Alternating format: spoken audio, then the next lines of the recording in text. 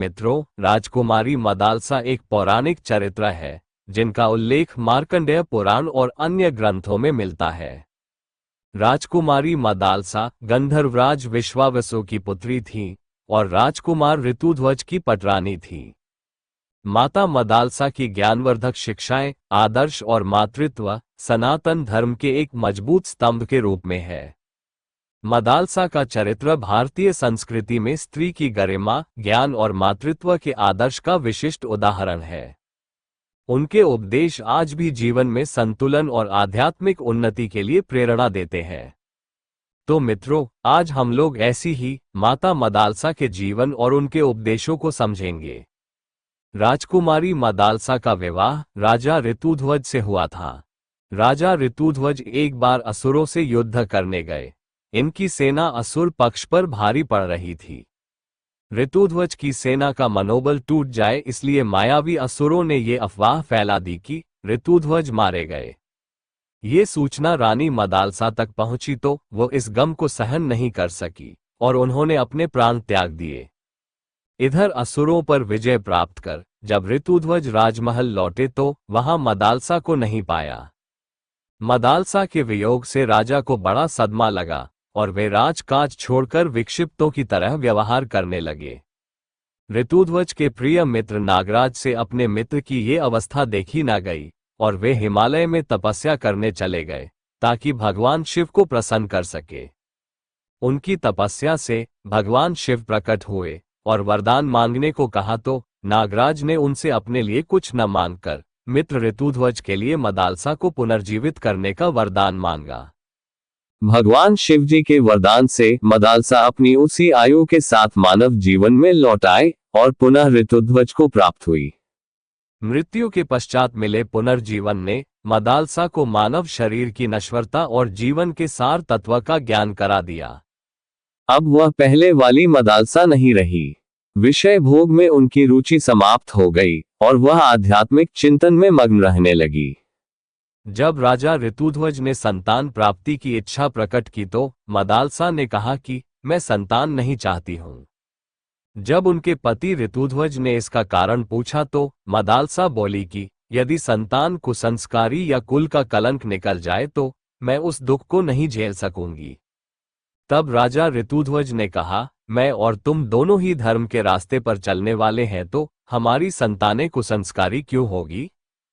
तब राजकुमारी मदालसा ने कहा कि कभी कभी अच्छे माँ बाप की संतान भी बुरी हो जाती है और कभी बुरे माँ बाप की संतान भी अच्छी हो जाती है।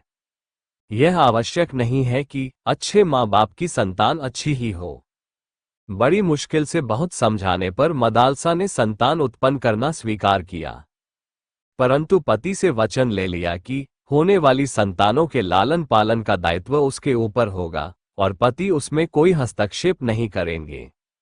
जब मदालसा गर्भवती हुई तो वो उपासना में अधिक समय देने लगी। समयानुसार संस्कारी पुत्र हुआ जिसका मदालसा पवित्रता के साथ वह लालन पालन करने लगी। शिशु जब रोता था तो उसे वेदांत ज्ञान से पूर्ण लोरी सुनाते हुए कहती थी, तू शुद्ध है, तू बुद्ध है, तू है निरंजन सर्वदा है, संसार माया से रहित, तू स्वरूप स्थित सर्वदा है। तुम क्यों रो रहे हो? तुम्हें रोना नहीं है, तू स्वयं को जानो, इसीलिए तुम्हारा जन्म हुआ है। समय बीतता गया, एक के बाद एक 3 पुत्र हुए, विक्रांत, सुबाहु और शत्रुमर्दन। तीनों पुत्र मदालसा से संस्कारित थे। मदालसा ने उन्हें माया से निर्लिप्त निवृत्ति मार्ग का साधक बनाया था। अतः सभी पुत्रों ने राजमहल का त्याग कर संन्यास ले लिया। पिता ऋतुध्वज ये सोचकर दुखी रहने लगे कि हमारा वंश कैसे चलेगा। एक बार किसी सहेली ने रानी मदालसा से पूछा कि तुम कैसी माँ हो, क्या तेरे अंदर ममता नहीं है? तुम कैसे अपने छोटे छोटे बच्चे को सन्यासी बनाकर जंगल भेज देती हो? मदालसा ने कहा कि जो जीव एक बार मेरी कोख में आ गया, अगर दोबारा वह किसी दूसरी स्त्री के कोख में जाए तो यह मेरे जीवन के लिए धिक्कार है। मैं अपनी संतानों को जन्म मरण रूपी महादुख में नहीं जाने देना चाहती। मदालसा फिर से गर्भवती हुई तो उनके पति राजा ऋतुध्वज ने अनुरोध किया कि हमारी सभी संतानें अगर सन्यासी बन जाएंगे तो यह विराट राजपाट को कौन संभालेगा। इसलिए कम से कम इस पुत्र को तो राजकाज की शिक्षा दो। मदालसा ने पति की आज्ञा मान ली। जब चौथा पुत्र पैदा हुआ तो मदालसा ने उसका नाम अलर्क रखा और उसे राजधर्म और क्षत्रिय धर्म की शिक्षा दी। अलर्क माता के दिव्य ज्ञान से संस्कारित होकर सर्वगुण संपन्न हो गया। उसकी गिनती श्रेष्ठ राजाओं में होने लगी। उन्हें राजकाज की शिक्षा के साथ माँ ने न्याय, करुणा, दान इन सब की भी शिक्षा दी थी। वाल्मीकि रामायण में एक आख्यान मिलता है कि एक नेत्रहीन ब्राह्मण राजा अलर्क के पास आया और अलर्क ने उसे अपने दोनों नेत्र दान कर दिए। इस तरह अलर्क विश्व के पहले नेत्रदानी हुए।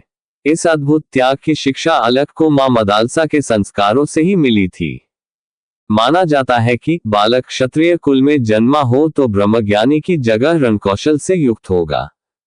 नाम शूरवीरों जैसे होंगे तो उसी के अनुरूप आचरण करेगा। इन सब स्थापित मान्यताओं को मदालसा ने एक साथ ध्वस्त करते हुए ये दिखा दिया कि माँ अगर चाहे तो अपने बालक को शूरवीर और शत्रुंजय बना दे, और वो अगर चाहे तो उसे धीर गंभीर, महात्मा, ब्रह्मज्ञानी और तपस्वी बना दे। अपने पुत्र को एक साथ साधक और शासक दोनों गुणों से युक्त करने का दुर्लभ काम केवल माँ का संस्कार कर सकता है। मानव जीवन का एक अटूट सत्य ये भी है कि किसी भी राष्ट्र के, समाज का भी निर्माण एक माता के गर्भ में ही होता है। और यह भी एक माता पर ही निर्भर करता है कि उसे किस तरह की संतान को जन्म देकर उसे समाज को अर्पित करना है।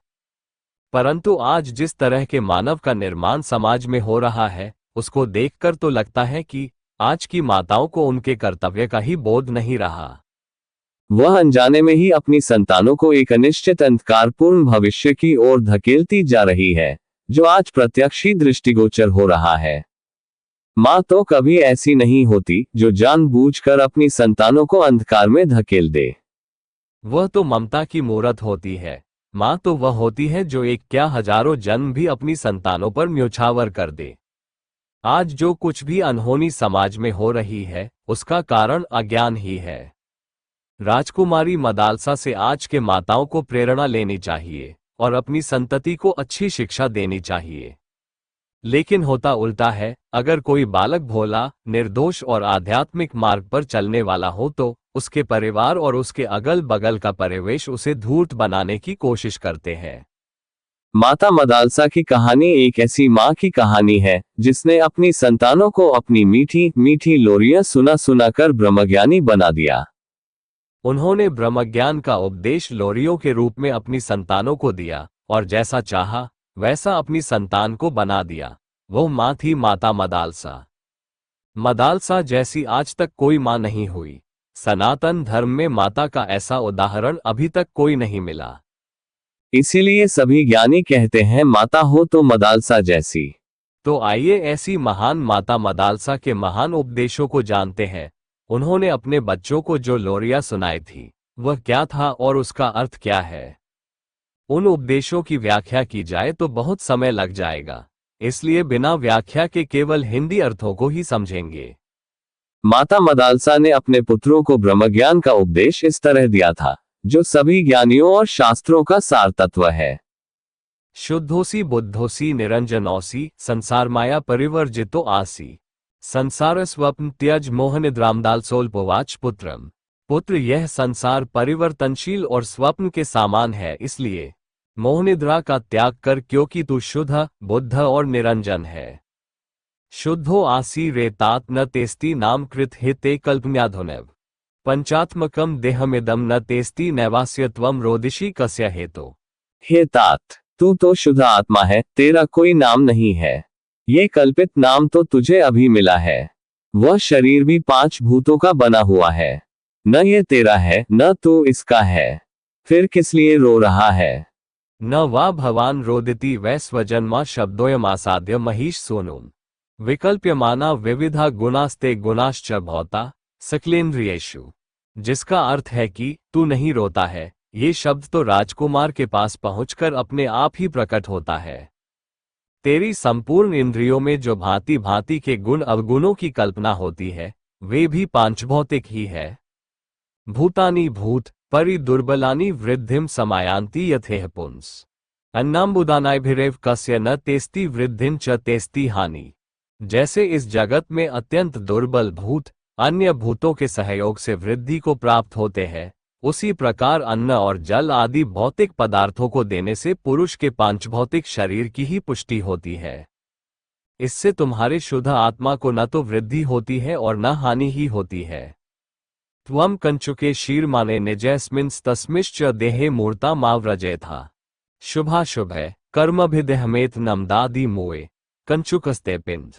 तू अपने उस चोले तथा इस देहरूपी चोले के जीर्ण शीर्ण होने पर मोह न करना।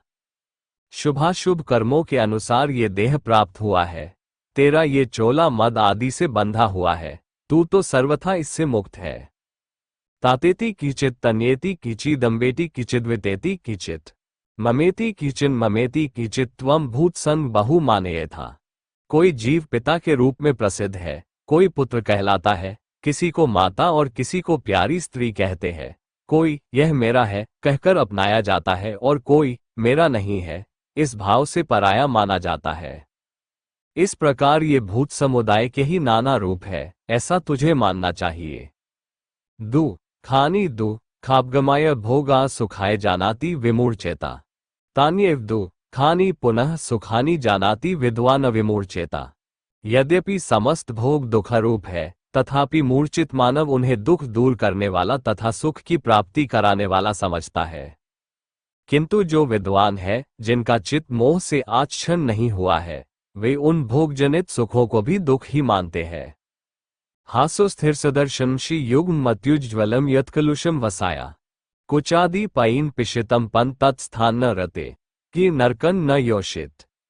स्त्रियों की हंसी क्या है, हड्डियों का प्रदर्शन। जिसे हम अत्यंत सुंदर नेत्र कहते हैं, वह मज्जा की कलुषता है और मोटे मोटे कुछ आदि घने मांस की ग्रंथियां है। अतः पुरुष जिस पर अनुराग करता है, वह युवती स्त्री नरक की जीती जागती मूर्ति है। यान्नक्षित यान्गतश्च देहो देह पीचान्य पुरुषो निविष्ट ममत्वमुव्या न तथा यथा स्वे देहते मात्रम च विमूर्तैष। पृथ्वी पर सवारी चलती है, सवारी पर यह शरीर रहता है और इस शरीर में भी एक दूसरा पुरुष बैठा रहता है। किंतु पृथ्वी और सवारी में वैसी अधिक ममता नहीं देखी जाती जैसी कि अपने देह में दृष्टिगोचर होती है। यही मूर्खता है। फिर जिस बालक को राजकाज की शिक्षा देती है, उसे इस प्रकार की लोरी सुनाती है, जिसका हिंदी अनुवाद आगे बताया जाएगा। धन्यो सी रेयो वसुधाम शत्रुरेक्ष चिर्म पालयतासे पुत्र। तत्पालनादस्तु सुखोपभोगो धर्मात् फल प्राप्स्यसि चाम्रत्वम्। धराम्रान पर वसु तर्पे था, समीहितम बंधुषु पूरे था। हिता परस्मय हृदि चिंत्य था, मनः परस्त्रीषु निवर्त्य था। सदा मुरारिम हृदि चिंत्यथा आधा सत आधा दधयप्या की मात्रा न तप्यो की मात्रा एस्नत शर्ंजये था। माया प्रबोधेन निवारे था, ह्यनित्यता में विचिंतये था। अर्थाग माय क्षितिपांज्य था, यशोसजनायार्थमपि व्यये था। परापवादश्रवणाद्विभी था, विपत समुद्रात जन्मोधरे था। कहती है कि बेटा तू धन्य है जो शत्रुरहित होकर अकेला ही चिरकाल तक इस पृथ्वी का पालन करता रहेगा। पृथ्वी के पालन से तुझे सुखभोग की प्राप्ति हो और धर्म के फलस्वरूप तुझे अमरत्व मिले। पर्वों के दिन ब्राह्मणों को भोजन द्वारा तृप्त करना, बंधु बांधवों की इच्छा पूर्ण करना, अपने हृदय में दूसरों की भलाई का ध्यान रखना और पराई स्त्रियों की ओर कभी मन को न जाने देना। अपने मन में सदा भगवान का चिंतन करना, उनके ध्यान से अंतःकरण के काम क्रोध आदि छह शत्रुओं को जीतना। ज्ञान के द्वारा माया का निवारण करना और जगत की अनित्यता का विचार करते रहना। धन की आय के लिए राजाओं पर विजय प्राप्त करना, यश के लिए धन का सद्व्यय करना, पराई निंदा सुनने से डरते रहना तथा विपत्ति के समुद्र में पड़े हुए लोगों का उद्धार करना। इस तरह माता मदालसा अपने पुत्रों को वैराग्य मार्ग पर ले जाने वाली अनुपम माता हुई। आशा है ये प्रस्तुति आपको पसंद आई होगी। आप इसे शेयर करें जिससे यह और लोगों तक भी पहुंचे। धन्यवाद। हरि ओम तत्सत।